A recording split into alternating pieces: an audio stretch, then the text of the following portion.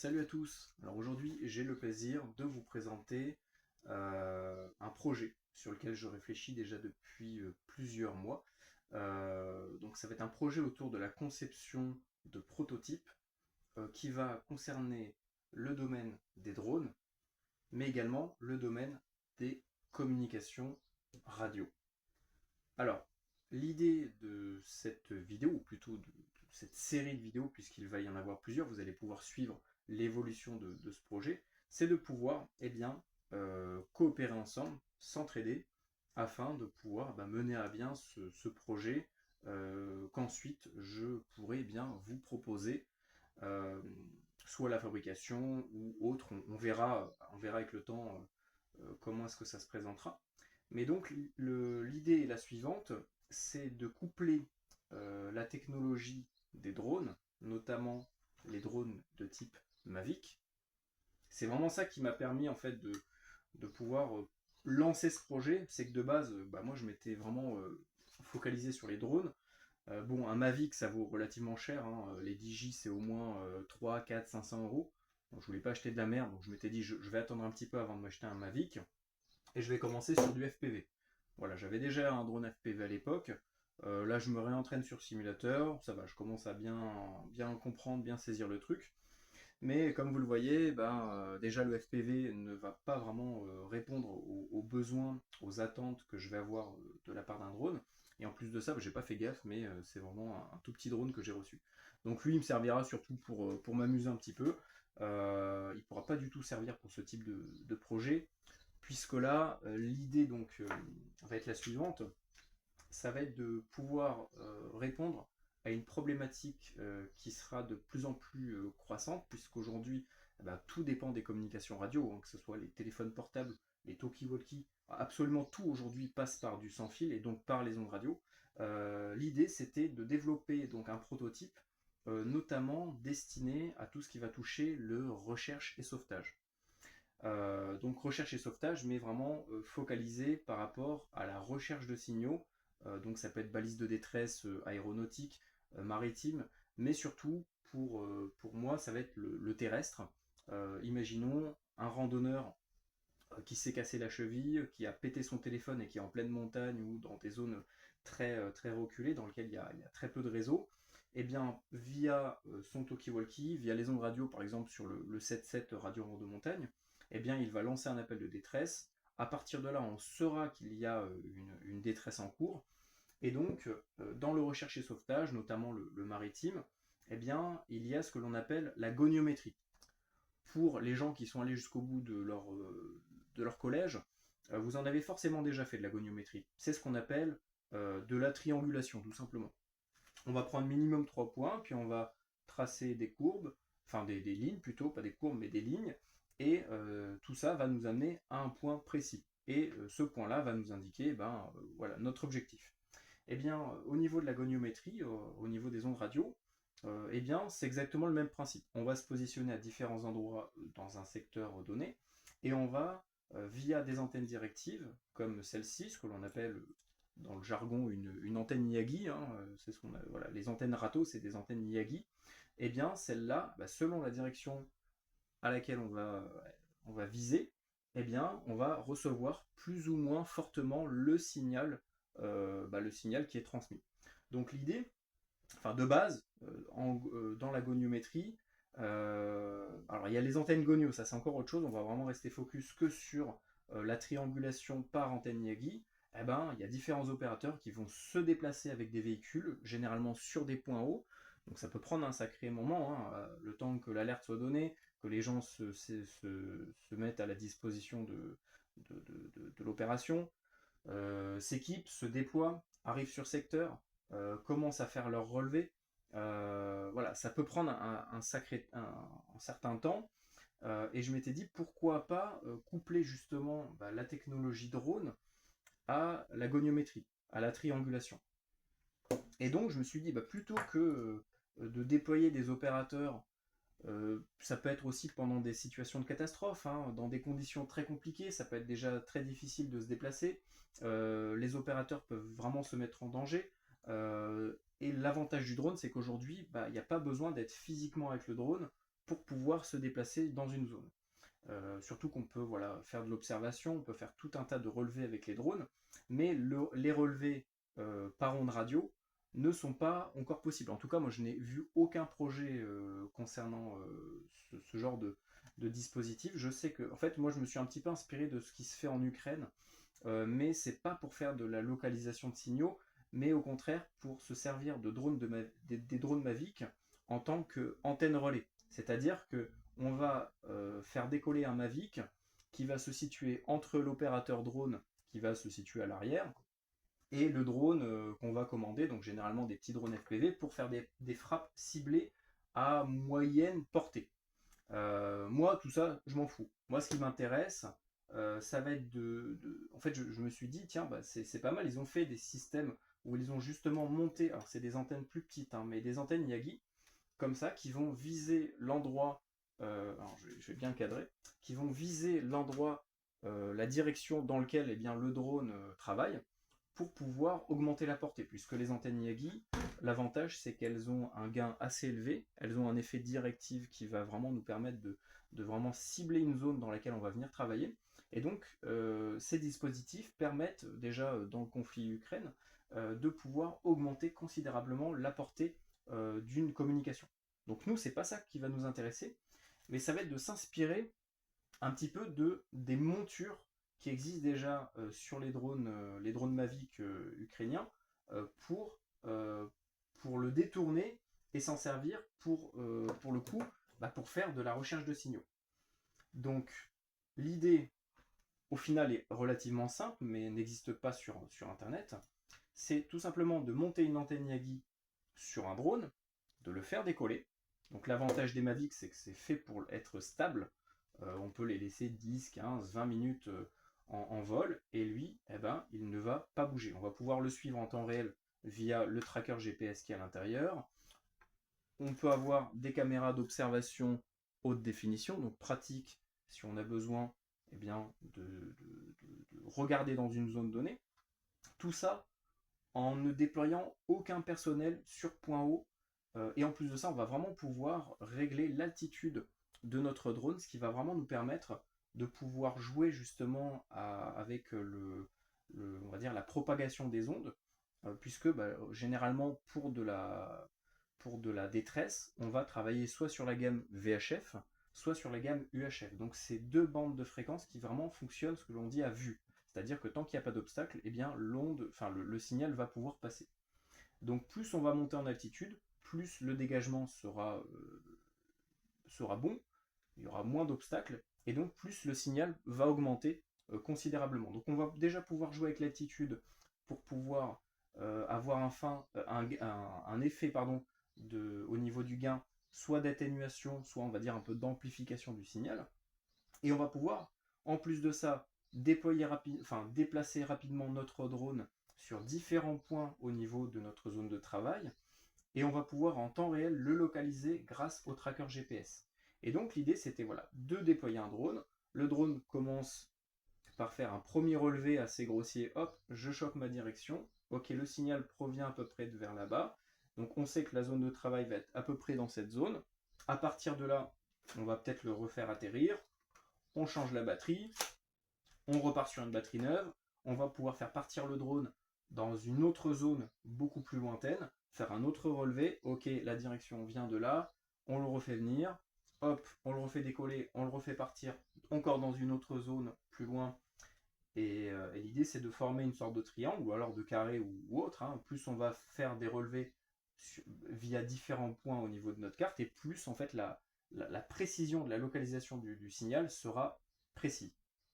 Et donc voilà, l'idée c'est de pouvoir comme ça embarquer sur un drone une antenne directive. Donc moi ça c'est une antenne de récupération hein, de télévision.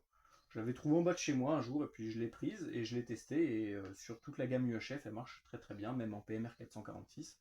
Et donc bah, je m'étais dit pourquoi pas, en plus de ça c'est de l'alu donc c'est assez léger, concevoir une monture en impression 3D pour mettre l'antenne au-dessus. Parce que de base, moi je m'étais dit peut-être qu'il faudrait la mettre en dessous. Après, je me suis dit non, c'est pas logique. Si en Ukraine ils la mettent au-dessus, c'est que c'est pas pour rien, il doit y avoir forcément des raisons. Et puis en plus de ça, bah, vu que sur les Mavic, généralement en dessous, on a une autre caméra en plus de la grosse caméra d'observation, celle-là va vraiment être faite pour regarder en bas, et ben je me suis dit, quitte à déjà avoir une caméra embarquée, autant directement y fixer une radio. Donc l'idée, c'est que sur le prototype, on puisse venir comme ça. Alors je vais me rapprocher de la caméra. L'idée, c'est que la caméra d'ici, alors il va falloir régler le focus pour qu'elle puisse filmer l'écran de notre radio. Donc là, je vous montre un Quansheng UVK5, mais l'idée, c'est de trouver là une radio légère avec un affichage très précis du signal reçu. Et vu que là, on est sur une caméra en HD, on va pouvoir voir en temps réel, en détail, eh bien, la force du signal qui sera reçu par le récepteur radio branché à notre antenne. Donc l'idée, c'est d'avoir notre radio claque fixée en dessous. Donc déjà, moi, la première question, la première problématique, c'est que les petits pieds qui sont ici, les petits étriers, eh ben, ils sont pas assez longs. Et donc, lorsque je vais faire atterrir mon drone, qu'est-ce qui va se passer? La radio va taper, tout va tomber, je vais péter mes pales. Donc déjà, première chose, je vais augmenter la longueur de mes supports ici. Pour pouvoir avoir au moins, allez, je pense 15-20 cm. Peut-être que je mettrai des sortes de petites baguettes pour que ça soit le plus léger possible, mais également le plus résistant. L'avantage, c'est que j'ai une imprimante 3D, donc on va pouvoir concevoir comme ça différents prototypes. Et pareil, de ce côté-là, rajouter une longueur pour que le drone puisse se poser sans endommager notre radio et les différents dispositifs qui vont être autour, les câblages, etc. Donc l'idée, voilà, c'est de fixer ma radio comme ça. Donc première question, comment est-ce que je vais fixer ma radio? Et ensuite, de l'autre côté, au-dessus, ça va être de pouvoir fixer mon antenne. Alors, je m'étais dit dans quelle polarisation je la mets. Si je la mets comme ça, il va falloir, vu qu'on a des brins quand même assez longs, il va falloir que j'augmente l'écartement entre le dessus du drone et mon antenne. Si je la mets en polarisation horizontale, généralement on a un petit peu de perte parce que en fait, dès qu'on utilise un talkie-walkie, de facto on est en polarisation verticale. Donc en fait, il faut polariser notre antenne avec la même polarisation, tout simplement. Si on transmet avec une antenne verticale et que nous on est en horizontale, déjà on va avoir de la perte. Donc le top ça serait comme ça, mais l'avantage de la mettre en position horizontale, c'est que pour le coup on va gagner du volume au niveau on va dire de la grosseur totale du volume du drone avec tous les dispositifs. Et en plus de ça, on va avoir moins de poids à supporter à ce niveau-là. Et on peut même voir, je pense que ça serait le mieux de la mettre comme ça pour surtout des questions pratiques. Et donc, tout à l'heure, je me suis dit, ça serait peut-être pas mal de base, je m'étais dit que pour commencer, ça serait bien de tout simplement faire une sorte de double bande en mousse. Donc avec de la récup, récupérer juste 2 bandes en mousse qu'on va venir mettre de chaque côté ici. Et au milieu, on va venir tout simplement y poser notre Yagi. Au moins, on a juste à la poser comme ça. Avec un système de velcro, on va venir tout simplement la maintenir dessus. Donc j'en ai plusieurs, des velcro comme ça. Hop, donc ça donnerait à peu près donc avec une petite hauteur. Alors attendez, je vais essayer de simuler la hauteur. Hop, ouais, là c'est limite. Alors attendez, je vais en rajouter un autre. Donc, c'est comme ça. Je crois que de base c'était les velcro pour les batteries. Hop. Donc l'idée ça serait que au lieu de ce carton là on puisse avoir quelque chose d'imprimé en 3D. Et vous allez voir que j'ai eu quelques pistes déjà qui va vraiment nous permettre de potentiellement avoir quelque chose de très polyvalent et qui va vraiment pouvoir venir s'adapter à absolument tout type de besoin. En fait voilà, l'idée c'est vraiment de créer un prototype qui va nous permettre soit de faire des relevés, soit de l'exploiter pour d'autres applications pratiques. Alors hop, est-ce que comme ça, est-ce que ça tient? Il faut bien le serrer. Tac. Voilà. L'idée, grosso modo, c'est d'avoir ce genre de dispositif. on fait décoller le drone. Alors déjà là on sent qu'il y a, c'est pas le même poids, hein. On fait décoller notre drone. En dessous, un support qui tient la radio. Et puis ensuite, on a juste à faire tourner le drone et automatiquement, on va pouvoir relever la direction de notre signal. Et en tout, notre radio filmée par la caméra. Donc déjà, il va falloir que j'allège un maximum l'antenne. Donc est-ce que je garde celle-là? Celle-là, je m'en sers généralement. C'en est une qui est pratique à mettre dans le sac à dos, donc je pense que je vais la garder. Je vais essayer d'en concevoir peut-être une en totalement imprimée en 3D, avec vraiment des brins les plus fins possibles pour être vraiment très léger. Et ce que je me suis dit tout à l'heure, vu que c'est quelque chose d'assez répandu et d'assez pratique, de peu cher à la fabrication et extrêmement polyvalent, ça serait de potentiellement s'inspirer en fait, ou même directement se servir des fixations pour les GoPro. Vous voyez ces espèces de bras articulés là, qui va vraiment nous permettre de pouvoir diriger comme on veut une caméra, voilà, une caméra GoPro, NVG, tout ce qu'on veut. Et je m'étais dit, ça serait peut-être pas mal de faire une monture qui se fixe avec du velcro.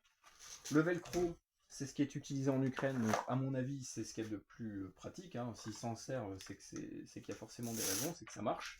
Donc je m'étais dit, hop, on fait une monture qui vient se poser. Donc une monture imprimée en 3D ici, avec un peu de mousse en dessous pour pas abîmer le Mavic, et bien le caler comme on veut, pour pas que ça glisse. Pareil de l'autre côté. Donc là par contre au niveau de l'antenne, il va falloir que je voie comment est-ce que je peux un peu améliorer l'antenne d'origine, parce que voilà, c'est tout simplement le coaxial qui a été dénudé à ce niveau-là. J'essaierai de voir si je peux potentiellement déporter des antennes Wi-Fi sur de chaque côté, pour voilà, augmenter tout simplement l'efficacité de mon drone, la portée de mon drone. Donc voilà, un support avec de la mousse de chaque côté, clac clac, qui vient se mettre comme ça et comme ça.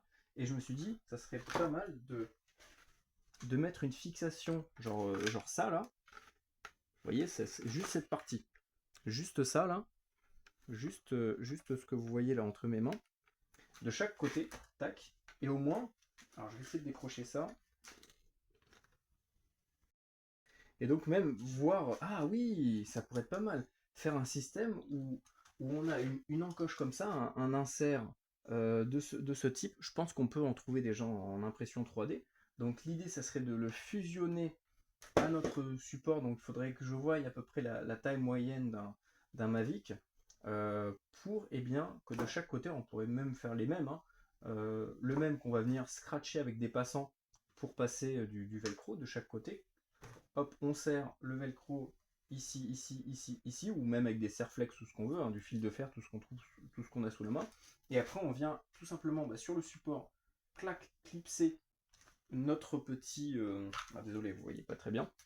Une fois sur le support, on vient clipser notre petit support, moi j'appelle ça des supports GoPro, je sais pas comment ça s'appelle. Clac, on vient l'insérer ici, et après on a juste comme ça à rajouter des bras articulés, pour tout simplement, voilà, comme là, on peut imaginer un support de radio, je crois que ça existe d'ailleurs, hein. Hop, tac, on le dévisse, on vient fixer notre radio ici sur un support 3D qui est fixé au bras, et comme ça, alors, attendez, parce que maintenant ça s'est desserré, hop, comme ça, et ensuite sur notre Mavic, ça tient pas bien, et ensuite sur notre Mavic, vous voyez, on a notre bras articulé, et après ça nous permet de vraiment le positionner comme on veut, pour que ça coïncide avec la caméra qu'il y a ici. Ou n'importe quelle autre caméra, hein. Ça peut être aussi celle qui est là, hein, celle d'observation, qui sert à la fois pour regarder l'environnement et pour regarder l'écran. Donc justement, l'avantage de ce type de support, ça serait de pouvoir comme ça l'articuler comme on veut, pour pouvoir bouger à la fois notre radio en dessous, mais également, si on le met au-dessus, hop, je vais bouger un petit peu la caméra, et bien si notre support, on a le même au-dessus avec le bras articulé, on peut tout à fait imaginer un support de GoPro sur notre antenne, et pareil, on va pouvoir soit la polariser en horizontal ou en vertical, ou alors faire même un support carré, ou toujours pareil, hein, une sorte de petite pince, ou je sais pas encore quoi exactement, où on va choisir, si on veut la mettre comme ça, on a juste à serrer notre fixation avec l'antenne dans cette position. Si on la veut comme ça, on a juste à la tourner et on le serre. Ou on peut faire même entre les deux, mi-horizontal, mi-vertical pour être un peu adapté sur les deux. Enfin bref, voilà, l'idée c'est vraiment de pouvoir y caler tout et n'importe quoi. Et je me suis dit, ça serait même bien d'aller encore plus loin grâce à ce type de dispositif, de pouvoir par exemple y ajouter un node meshtastic pour par exemple créer un relais temporaire qui va nous permettre de communiquer sur plusieurs dizaines voire centaines de kilomètres avec d'embarquer dessus un petit node. Bon, ça c'est un node un peu plus gros, hein. Sinon vraiment un node qui est optimisé pour être très léger, etc. Et on va tout simplement le fixer sur notre petit bras articulé, et ensuite ça va nous permettre comme ça, en le déployant le Mavic, de d'étendre tout simplement nos communications en mesh. Et donc à partir de là, on peut faire de la carto, machin, enfin bref, voilà, ce que vous voulez en meshtastic. Voilà au niveau du prototype, un petit peu les idées que j'ai eues, les premières pistes de réflexion et de travail. Donc là, premièrement, ouais, il va falloir que je voie pour concevoir en 3D. Alors ça c'est pareil, hein, je m'étais un peu mis sur FreeCAD et tout, mais c'est... attendez, hop, je recadre autrement. Je m'étais mis sur FreeCAD, etc., mais c'est une usine à gaz, et même avec des mecs qui s'y connaissent et qui bossent là-dessus depuis des années, c'est eux qui m'avaient formé, c'est un vrai calvaire. Si jamais vous connaissez des logiciels qui permettent de le faire gratuitement et de manière beaucoup plus simplifiée, où je mets juste les codes, tac tac tac, je fais une extrusion et puis c'est fini. Ça serait vraiment pas mal. Et ensuite, pareil, pour faire fusionner les supports là, que je vous ai montré. Donc une fois qu'on a notre espèce de petite fixation, notre petit plateau, je sais pas comment on va l'appeler, une espèce de plaque un peu. L'idée c'est que ce soit un petit peu arrondi, mais pas trop non plus, parce que s'il y a certains Mavic qui sont complètement plats, ça va pas tenir, ça va glisser. Pour pouvoir y coller un peu de mousse en dessous, et ensuite y mettre ce type de fixation GoPro, et au moins, clac, on a juste à fixer notre petit support. On peut l'enlever, on peut le changer si jamais y a de la casse. L'avantage, c'est que vous voyez qu'en fait, toutes les articulations sont pareilles, en fait, hein, c'est vraiment compatible. C'est-à-dire que là, au lieu d'avoir toute cette partie-là, on peut juste mettre la fixation du bout qui est faite normalement pour les GoPro. On peut rajouter d'autres bras encore plus longs pour en faire pour avoir quelque chose d'encore plus grand. Enfin voilà, on peut imaginer tout un tas de trucs différents. Donc voilà, si vous voulez me filer un petit coup de main là-dessus, ça sera avec grand plaisir. Pareil, hein, voilà, si vous voulez soutenir le projet, si vous voulez voir l'aboutissement de tout ça, il y a le petit Tipeee qui est dans le lien. Si vous connaissez déjà des modèles en impression 3D, enfin pas en impression 3D, mais c'est en STL, en format STL qui existe et que vous avez sous la main, n'hésitez pas à me le partager dans les commentaires. Et puis voilà, une fois que ça sera, une fois que ça sera ok, parce que là en fait le petit Mavic, là je l'ai récupéré. C'est ça en fait qui m'a permis de vraiment lancer ce projet. C'est que de base, les Mavic c'était cher. Lui, j'ai réussi à le récupérer. Là, il faut juste que je chope une manette. Et normalement, ça sera bon. Quelques batteries de rechange parce que, à mon avis, elles sont pas toutes neuves. Et puis, euh, et puis après, roule ma poule, hein, on fera des tests en conditions réelles. On mettra un émetteur, faible puissance, et puis on essaiera de le localiser. Et puis on améliorera comme ça petit à petit le système. Dans tous les cas, je vous ferai d'autres vidéos, hein, pour que vous puissiez suivre un petit peu l'aventure du truc. Et puis voilà. Donc là, je suis parti sur un SG906 Pro 2. Et l'avantage, c'est qu'il a deux caméras. C'est vraiment ça que je me suis dit. Je me suis dit, là, c'est le top, parce que cette caméra, vu qu'elle braque aussi vers le bas, vers l'avant, vers au-dessus, elle me sert vraiment pour tout. Et celle-là, c'est vraiment celle qui est faite uniquement pour rester focus sur l'écran. Et au moins, je pense que sur le récepteur, je vais avoir deux caméras différentes. Et au moins, tac, je peux à la fois voir ce que je fais et à la fois voir la force du signal et essayer de repérer la direction avec ça. Et vu qu'il y a le tracker GPS dessus, c'est encore plus simple, hein. J'ai juste à prendre ma carte, pam, je note le point, la direction, et c'est tout, quoi. Voilà, vraiment, c'est ultra basique. Allez, bonne journée à vous. N'hésitez pas à me dire ce que vous en avez pensé, si vous avez des idées, si vous avez déjà des trucs sous la main. N'hésitez pas à me le partager. Pareil, soit ici, soit sur Instagram, soit où vous voulez en fait, hein. Voilà, c'est vous qui voyez. Et puis je vous dis à très bientôt. Salut les veilleurs.